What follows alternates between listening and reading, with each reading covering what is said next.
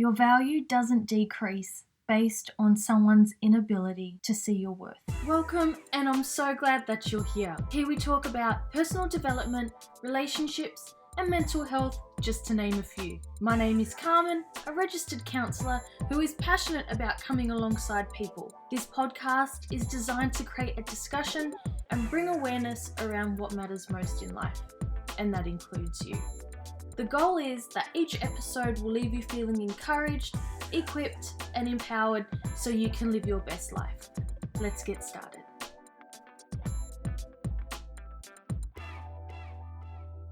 Hello and welcome to today's episode. I hope you've been keeping well.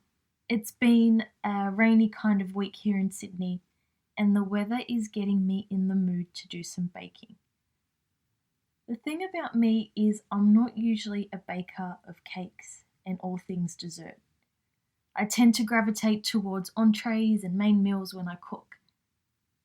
I find it interesting how outside influences can change how we feel towards certain things. And in my case, it's baking. I asked myself, where does this inclination come from? And then it dawned on me. As a child, my mum used to bake on rainy days. So all this to say, we're influenced in one way or another. And positive influence that builds us up rather than tear us down can be a beautiful thing. It can expand us as people, and it can cause us to try new things, open our eyes to new horizons, and get us out of our comfort zone. After finalising this episode, I am going to give baking a go, and I will share how it went via my social platforms. What does rainy weather remind you of? And is there an activity that you gravitate towards?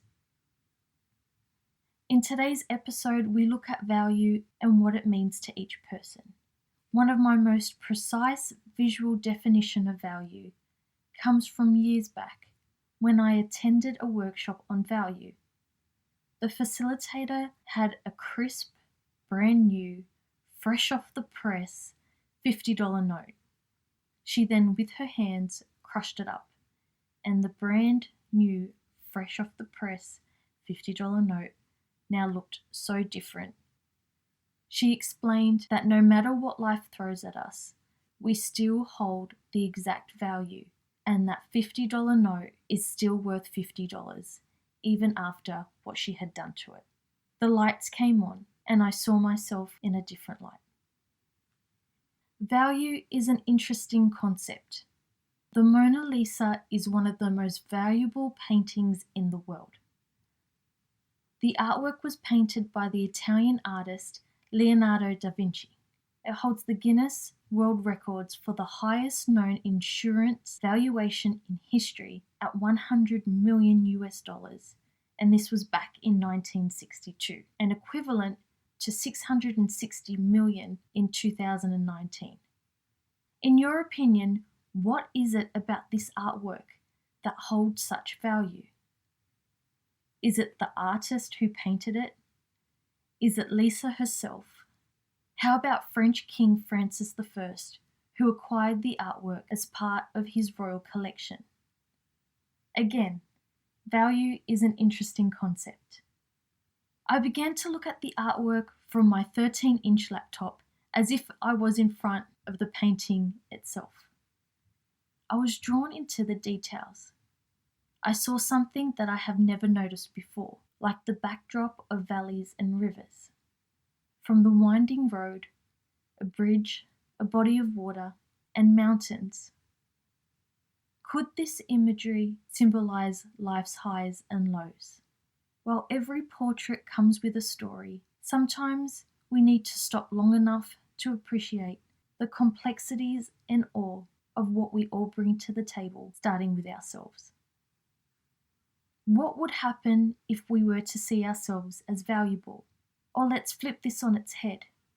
What happens when we don't see ourselves as valuable? For myself, it was making choices that were not ideal because I didn't believe my worth. Placing value on yourself isn't necessarily coming from a place of being better than anyone else. It's holding yourself as priceless and worthy of love and living life from that place. Understanding our value can serve as a compass and help determine where we place ourselves and the choices we make. We can't afford to downplay our worth. Some questions that you can ask yourself around value are: number 1, do you let others determine your value, or do you set your own value? Defining your value starts with you, and perhaps leaving it in the hands of others can cause more harm than good. Number 2, are there aspects of who you are that you are yet to appreciate and discover? For example, believing that you are unique, lovable, and capable. It isn't about the things you do, but instead it's about who you are. And number 3, do you see value as your birthright? What is stopping you from making it your truth? Regardless if you believe it or not, there has never been anyone like you, nor will there ever be anyone like you. On a finishing note, life is a journey of growth and understanding. Sometimes we learn new things, and sometimes we unlearn the things of the past that are not aligned with our value and worth. As I mention often, be kind to yourself in the process. Perhaps this act in itself can place a sense of value no matter where you find yourself.